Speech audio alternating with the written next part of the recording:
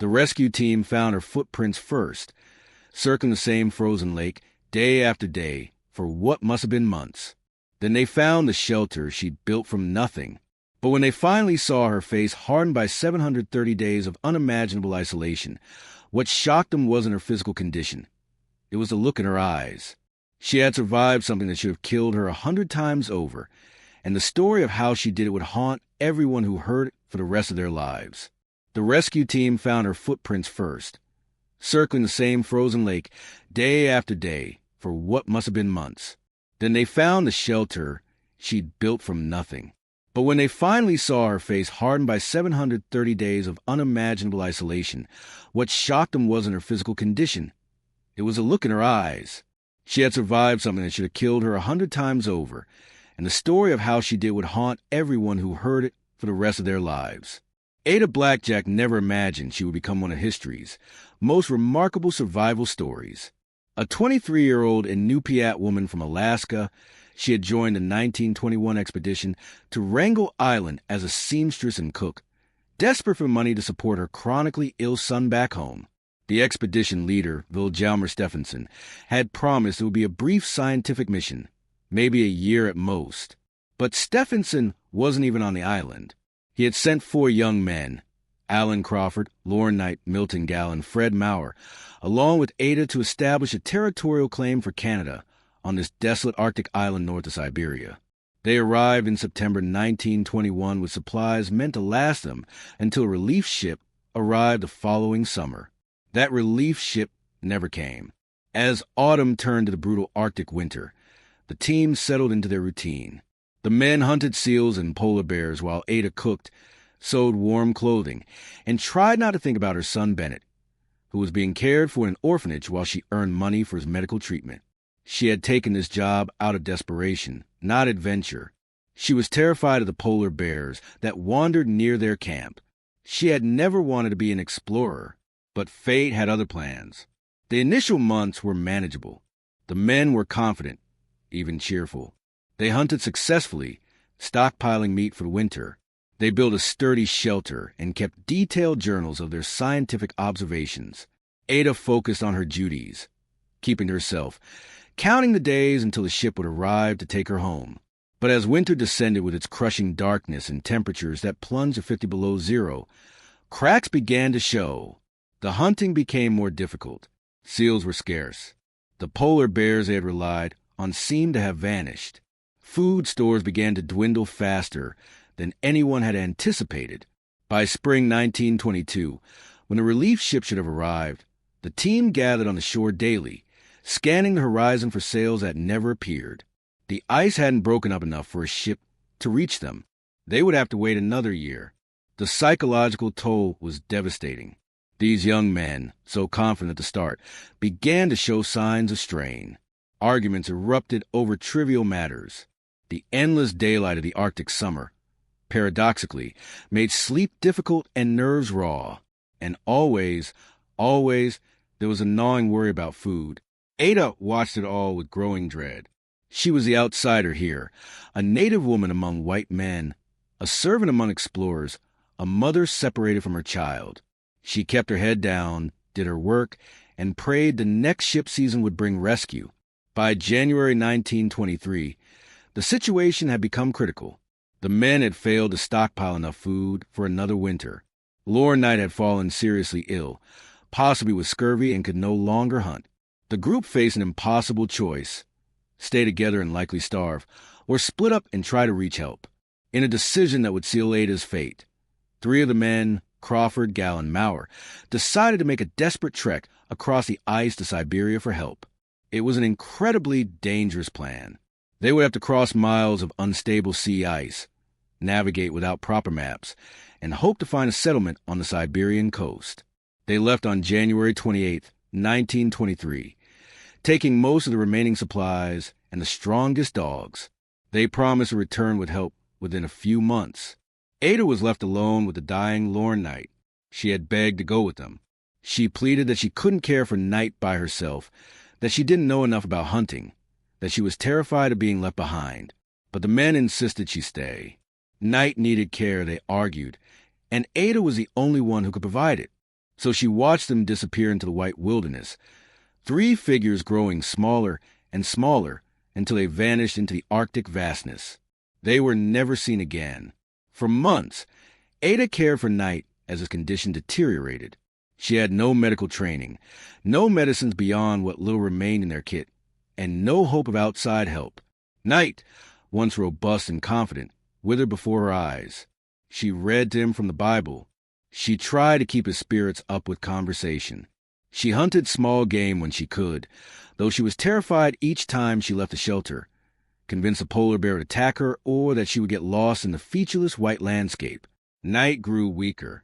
His teeth loosened, a telltale sign of scurvy. His joints swelled painfully. He could no longer leave his bed. And through it all, Ada nursed him, this man who was essentially a stranger, in one of the most isolated places on Earth. On June 23, 1923, Lauren Knight died. Ada was now completely alone.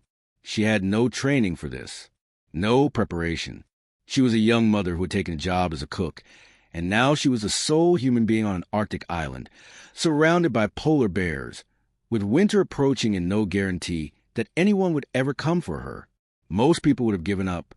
Many would have simply lain down beside Knight's body and waited for death. The psychological weight of such isolation, combined with the physical challenges of Arctic survival, would crush almost anyone. But Ada Blackjack refused to die. After burying Knight as best she could in the frozen ground, Ada took stock of her situation. The inventory was grim: a rifle with limited ammunition, some basic tools, a small amount of food, and whatever she could scavenge from the abandoned camp.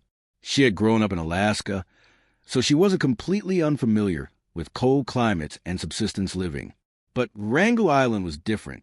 It was more remote, more barren, more hostile than anything she had experienced. And she had always relied on her community before. Now there was no community. There was only her. The first challenge was food.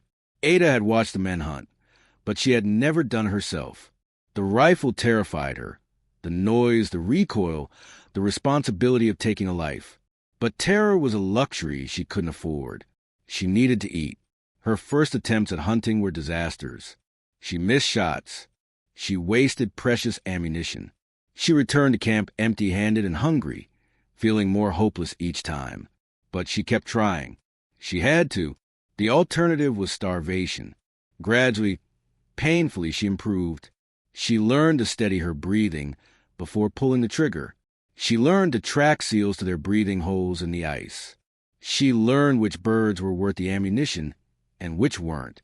She learned to set traps for foxes and to scavenge eggs from bird nests during the brief summer months. But hunting was only part of the challenge. She needed shelter, warmth, and the psychological strength to face each new day alone. The camp the expedition had built was falling apart.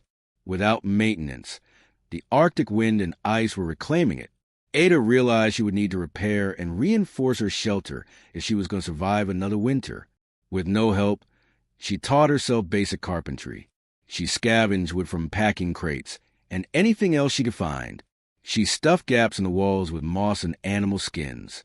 She built a more efficient stove from salvaged metal, learning through trial and error how to maximize heat while conserving fuel. Her hands, unused to such hard labor, blistered and bled. But they also grew stronger. She was transforming, cell by cell, from a frightened young mother into something harder, more resilient. The psychological battle was perhaps even more difficult than the physical one. The silence of the Arctic is not peaceful. It's oppressive, crushing. There were no human voices, no familiar sounds of civilization, just wind, the crack of ice, the occasional cry of a bird, and the terrifying grunt of a polar bear in the distance. Loneliness became a physical presence, a weight on her chest that made breathing difficult. She talked to herself constantly, narrating her actions, singing songs her mother had taught her, reciting prayers. She kept a journal, documenting each day, each small victory, each moment of despair. Writing became a lifeline, proof that she still existed, that her experiences mattered. And always she thought of Bennett. Her son was the reason she couldn't give up. Every time the cold seeped into her bones, Every time hunger made her weak, every time the isolation threatened to break her mind, she thought of his face. She had to survive. She had to get back to him. That singular purpose kept her moving forward when nothing else could. Of all the dangers Ada faced, none terrified her more than the polar bears. These apex predators, weighing up to 1,500 pounds and standing over 10 feet tall when upright, had no natural fear of humans. To them, Ada was just another potential meal. The first time a bear approached her camp, Ada was paralyzed with fear.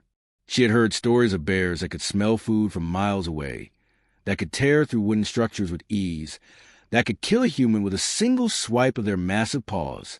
The bear circled her shelter, sniffing, investigating. Ada huddled inside with her rifle, hands shaking so badly she could barely hold it. She had never shot at anything as large or dangerous as a polar bear. If she missed, if she only wounded it, the enraged animal would almost certainly kill her. The bear eventually wandered away that first time, but it came back, and others came. Over the months, Ada learned to recognize individual bears by their size and behavior. Some were merely curious. Others were aggressive, testing her defenses, looking for weakness. She learned to make noise, to appear larger than she was, to use fire to frighten them away. But there were times when noise and fire weren't enough, when she had no choice but to raise her rifle with trembling hands and fire. The first time she killed a polar bear, she wept, not from joy or relief, though she felt both, but from the enormity of what she had done. She had killed one of the Arctic's most magnificent and dangerous creatures. And then, because survival demanded it, she butchered it for food and fur. The bear meat sustained her through the darkest part of winter. The fur became part of her bedding, providing crucial insulation. But each encounter with these massive predators aged her, adding new layers of trauma to an already overwhelming psychological burden. The Arctic winter is unlike anything experienced in temperate climates. The sun disappears for months, leaving only a twilight gloom that presses down on the psyche like a physical weight. Temperatures drop, so low that exposed skin freezes in minutes. The wind doesn't just blow, it screams, a constant howling that drives people mad. Ada faced this winter alone. She developed routines to maintain her sanity. She woke at the same time each day, even though day and night were barely distinguishable. She ate at regular times, even when she wasn't hungry. She forced herself to move, to exercise, to keep her body strong, even as the cold tried to make her sedentary. But the darkness got to her.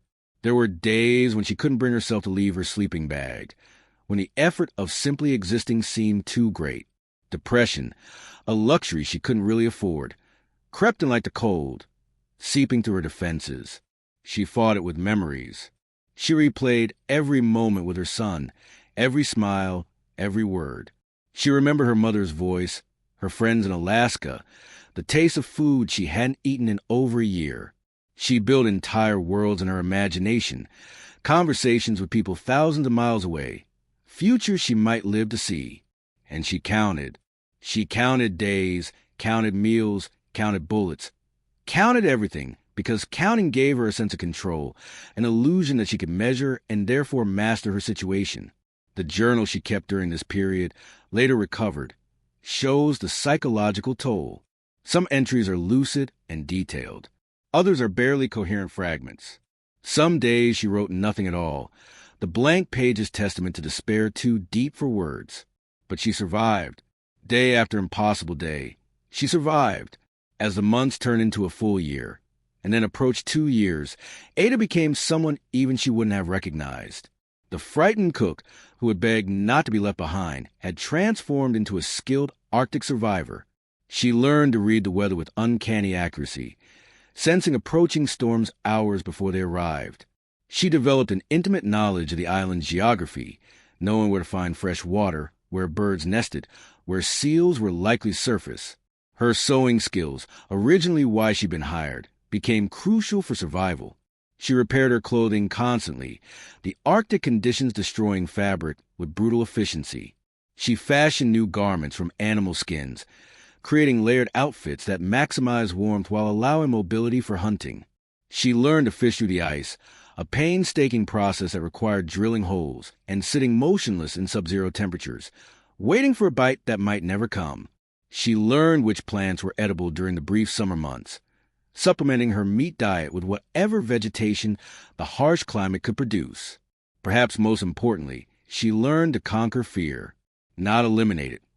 The fear never truly left, but to function despite it, to leave her shelter when polar bears might be nearby because she needed food, to venture onto unstable ice because that's where the seals were, to fire her rifle even when her hands shook because missing meant going hungry. Each skill learned, each small victory, built her confidence incrementally. She was no longer just surviving by luck. She was surviving through knowledge, determination, and a will to live that grew stronger even as her body grew weaker from the strain. When summer 1924 arrived, Ada allowed herself to hope again. Surely this year the relief ship would come. Surely she would be rescued. She had survived an entire year alone, an achievement that should have been impossible. She prepared for rescue.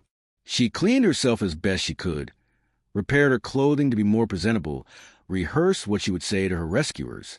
She imagined the moment constantly, spotting sails on the horizon, running to the beach, shouting for help, finally being safe again. Every day she scanned the ocean. Every unusual sound made her heart race. Was it an engine, a ship's horn, or just the ice cracking, the wind playing tricks, her desperate mind hearing what it wanted to hear? The days grew longer. The ice receded, and the window for rescue opened wide. This was the time. Ships could navigate these waters now. Help could reach her, but the horizon remained empty. Days turned into weeks. Weeks turned into months. The summer was slipping away, and still no ship appeared. The psychological impact was crushing. Ada had maintained hope for so long, had survived so much, and now that hope was dying. As autumn approached and the ice began to form again, Ada faced a horrifying realization. She would have to survive another winter. Alone. The thought nearly broke her. She spent days in her shelter, unable to move, unable to think beyond the simple fact that she was going to be here, in this frozen hell, for another year, maybe forever. Maybe no one was coming. Maybe she would die here, and her son would never know what happened to his mother. But Bennett's memory pulled her back from the edge once again. She had survived one winter. She could survive another. She had to. Her son needed her to come home. The second winter was harder than the first. Not because the conditions were worse. They were roughly the same. But because Ada was worn down. 2 years of isolation, inadequate nutrition, and constant stress had taken their toll. Her body was breaking down. Her teeth were loose from scurvy. Her joints ached constantly. She had lost significant weight, her clothes hanging loose on a frame that had once been healthy and strong. But worse than the physical deterioration was the mental exhaustion. The human mind isn't built for this kind of isolation. We are social creatures, needing interaction, connection, community. Ada had been without any of that for nearly 2 years. She talked to herself constantly now, not as a coping mechanism, but because the line between internal and external thought had blurred. She saw things that weren't there, heard voices on the wind. Sometimes she was convinced the other expedition members had returned, that she could hear them outside her shelter. She would rush out, rifle in hand, only to find nothing but empty ice and howling wind. These weren't quite hallucinations. She knew, on some level, that they weren't real. But the isolation was breaking down the barriers in her mind, making the imagined and the real harder to distinguish. There were moments when she considered ending it. The rifle was right there. It would be quick. The cold would claim her body within hours. And this nightmare would be over. She thought about it more than once during the darkest, coldest nights of that second winter. But she didn't pull the trigger. Something in her, stubbornness, maternal love, sheer bloody-minded determination, refused to give death that victory. She had come too far, survived too much. If death wanted her, it would have to take her fighting. On August 19th, 1923, the schooner Donaldson appeared on the horizon. Ada saw it and couldn't quite believe her eyes. How many times had she imagined this moment? How many false alarms had she experienced? But this time was different. The ship was real. It was approaching. It was actually happening. She ran to the beach, waving frantically, shouting words that came out as raspy croaks from a throat and used to such volume. The ship dropped anchor. A boat was lowered. Men rowed toward shore. When they reached her, the rescuers were shocked by what they found. Ada Blackjack had survived 730 days, 2 full years, alone on one of the most inhospitable islands on Earth. They had expected to find bodies, not a survivor, and certainly not a lone woman who had outlasted 4 men. Ada's first words, recorded by the ship's captain, weren't about her ordeal or her suffering. They were, "Is my son alive?" The rescuers assured her that Bennett was fine, still in an orphanage, waiting for his mother. Only then did Ada allow herself to break down, sobbing with relief that her survival had not been in vain. You would think Ada Blackjack's story would have made her a celebrated hero. A young mother surviving 2 years alone in the Arctic should have been headline news, a testament to human resilience and the power of maternal love. Instead, she was largely ignored. The expedition's organizer, Vilhjalmur Stephenson, blamed the failure on the men who had died, claiming they had ignored his instructions. He mentioned Ada only in passing, downplaying her survival as mere luck. The media, more interested in the tragic deaths of the white male explorers, gave Ada's incredible achievement minimal coverage. She returned to Alaska with the money she had earned, finally able to pay for Bennett's medical care. But she lived the rest of her life in relative obscurity, working odd jobs, rarely speaking about her ordeal. The trauma of those 730 days never fully left her. She had nightmares about polar bears and endless winters for the rest of her life. Ada Blackjack died in 1983 at the age of 85, largely forgotten by history. Only in recent years have historians begun to recognize her story for what it truly was, one of the most remarkable survival tales ever recorded. What can we learn from Ada Blackjack's impossible survival? Her story offers insights that go far beyond Arctic exploration. First, she demonstrates the power of purpose. Ada didn't survive because she was the strongest or the best trained. She survived because she had a reason to live that was bigger than herself. Her son gave her the motivation to keep fighting when everything else told her to give up. Second, she shows us that capability can be developed under pressure. Ada started the expedition as a cook, afraid of guns and polar bears. She ended it as a skilled hunter and survivor. We are capable of far more than we believe, but we often only discover that capacity when circumstances demand it. Third, her story reveals the importance of routine and structure in maintaining mental health during crisis. Ada's daily rituals, her journal keeping, her insistence on maintaining schedules, even when they seemed pointless, these weren't just habits. They were psychological anchors that kept her tethered to sanity. Finally, Ada's experience exposes the biases and prejudices of her era. A Native woman's incredible achievement was dismissed or ignored because she didn't fit the narrative of what a hero was supposed to look like. How many other remarkable stories have been lost because the people who lived them weren't considered worthy of remembering? The rescue team that found Ada Blackjack in August 1923 expected to discover a broken woman, traumatized beyond recovery, barely clinging to life. Instead, they found someone who had not merely survived but had adapted, learned, and overcome challenges that would have destroyed most people. Yes, she was changed by the experience. How could she not be? 2 years of isolation in one of Earth's harshest environments leaves marks that never fully fade. But she was also strengthened by it in ways that are difficult to quantify. Ada Blackjack proved that heroism doesn't always look like we expect it to. It's not always loud or dramatic. Sometimes it's quiet and persistent. Sometimes it's a young mother in a frozen wasteland, loading a rifle with shaking hands because her child needs her to come home. Sometimes it's getting up every morning, even when there's no reason to believe this day will be different from the one before. Her footprints circling that frozen lake, discovered by her rescuers, tell the story more eloquently than words ever could. Day after day, month after month, she kept moving. She kept fighting. She kept living. In an age that often celebrates the wrong kind of strength, the flashy, the loud, the conventionally heroic, Ada Blackjack reminds us what true resilience looks like. It looks like a young woman who was told she wasn't strong enough, brave enough, capable enough, proving everyone wrong through sheer determination. She was abandoned in the Arctic for 730 days. And what she did survive, the quiet courage, the relentless determination, the refusal to let circumstances define her fate, should leave us all speechless.